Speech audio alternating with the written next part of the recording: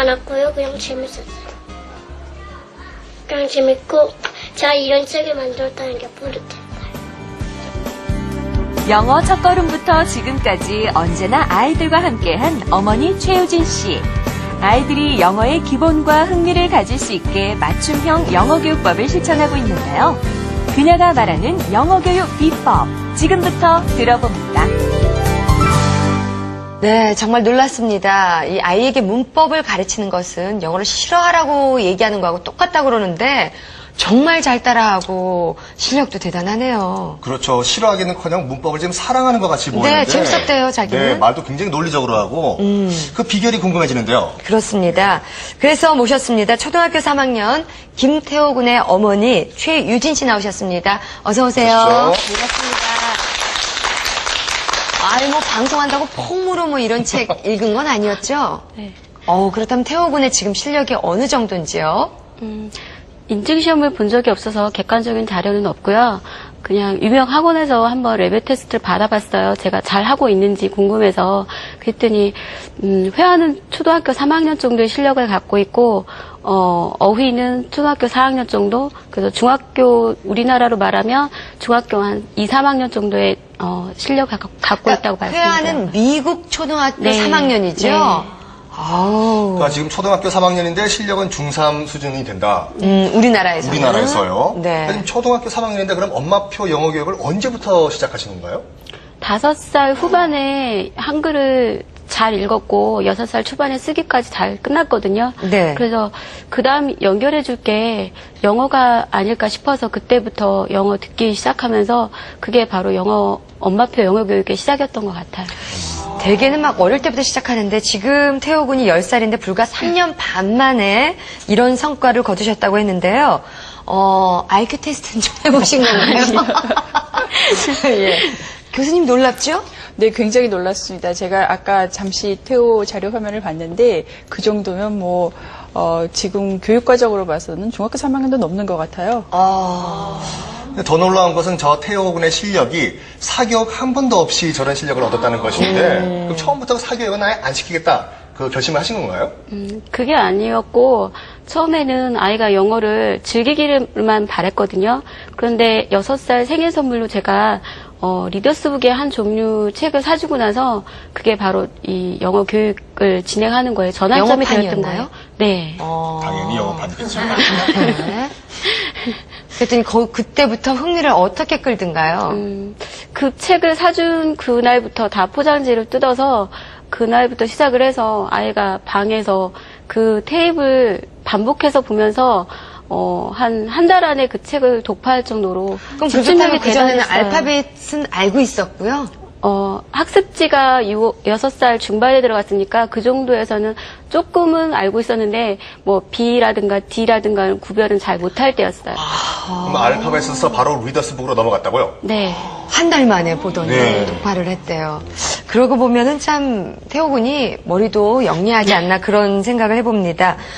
이야기를 들어보니까 유치원도 안 보냈다고 들었거든요. 네, 유치원에 7살 때 등록을 했다가 다시 한번 생각을 하게 됐어요. 왜냐하면 7살 그 태호 유치원 과정에서는 뭐 여러 가지 미술 활동이라든가 체험 활동도 해야 되고 1시간마다 다른 수업에 빠져들어야 되는데 지금 아이가 그때 갖고 있는 그 집중력은 좋은 거라고 생각을 했어요. 그래서 그걸 지켜주려면 좀 다르게 길을 가야 될 거라는 생각을 했어요. 그렇군요. 그러면 이제 아무리 엄마표 영어 교육이라고 하더라도 이제 교재가 필요하지 않습니까? 그럼 어머니께서는 어떤 교재를 사용하셨나요?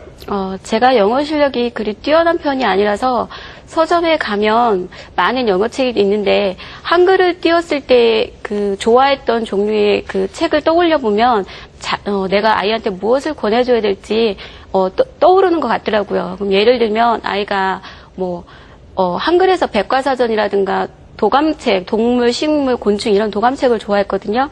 그럼 그런 종류의 책을 읽게 했을 때는 그 두께에 상관없이 푹 빠져들어서 거기에서 충분히 영어를 즐기는 것 같아서 그렇게 했고 그것을 얼마만큼 이해했는지는 그 책에 워크북이 딸려 있거든요. 그럼 그 책을 풀게 했을 때 오답률이라든가 그런 걸 보고 나서 아이가 얼마만큼 이해했는지를 알고 그다음에 그 책을 다음 단계를 준비할 건지 아니면 수평으로 진행을 할 건지를 가늠을 하면 되더라고요. 네. 그러니까 지금 이제 어머니 말씀을 보니까 이제 영어 책과 이제 한글 우리말 책을 이제 병행해서 사용을 하시는데요. 네. 이게 영어 책과 한글 책을 병행해서 사용하는 것이 훨씬 더 효과적이죠, 교수님? 네, 그렇죠. 아무래도 아이들이 한글을 배우면서 익히는 개념이나 아니면 논리적인 사고나 또 이런 여러 가지 정서적인 측면이 영어로 책을 읽으면서 다 전이가 되니까 훨씬 이제 두 가지를 병행했을 때 좋은 점이 있고요. 또 하나는 아까 자료 화면을 보니까 태호 같은 경우에는 모르면 자기가 직접 또 한글 책을 갖다 보더라고요. 보는데요. 예.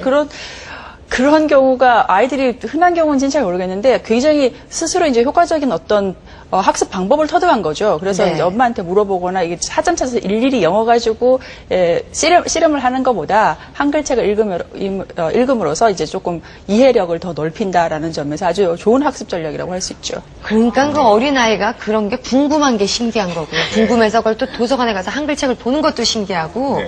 더욱 신기한 것은 어머님께서 문법을 가르치셨는데 어떤 방법으로 가르쳤는데 아이가 어떻게 거리감 없이 경계심 없이 다가오기 시작했는지 꼭 여쭤보고 싶네요. 네. 처음에 제가 문법을 가르치려고 해서 가르친 게 아니라 영어 학습지 안에 문법 코너가 있었어요. 그리고 회화 코너가 더 좋아서 회화를 모으다가 그래머 부분이 눈에 가서 그래머 부분을 모았다가 태호한테 다시 두 가지 부분을 읽혔었거든요. 그랬더니 아이가 감탄사를 연발하면서 이거였어 라고 하더라고요. 그래서 그 감탄사 한마디에 제가 서점으로 달려가서 제일 쉬운 문법책을 또 샀어요. 그리고 그걸 자세히 보면 단계가 기초 단계, 그 다음 단계에서 3단계 정도가 구별이 되거든요.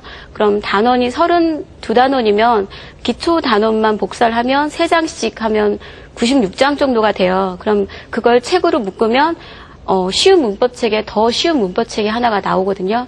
그래서 처음엔 그것만 하려고 했는데 하다 보니까 아이가 또 너무 즐거워하는 모습이 거기에서 이제 그 다음 단계를 들어갈 수 있는 힘이 생겼고 그러다 보니까 지금까지 온 것 같아요. 그러니까 너무 재밌어하니까 태호 출판사의 간행물들이 자꾸 네, 생겼군요. 네. 아유, 저기 등록을 하셨나요? 팔리지는 않는 것 같아요. 예. 근데 그 아무리 이제 7살이라고 하더라도 이제 문법을 좋아한다고 하더라도 이제 7살이니까 7살 네. 아이한테 따라해봐 주격 대명사, 뭐 선행사 이렇게 하면 좀 이제 어려울 거 아닙니까? 전치사. 예. 그러면 다른 뭐 7살에 맞는 뭐 문법 접근 방법 사용한 게 있으신가요? 이게 제가 서점에서 구입했던 세 번째 단계 그래머북이에요. 네. 그럼 이 그래머북에는 25단원씩 4권으로 총 4권으로 되어 있거든요. 그러면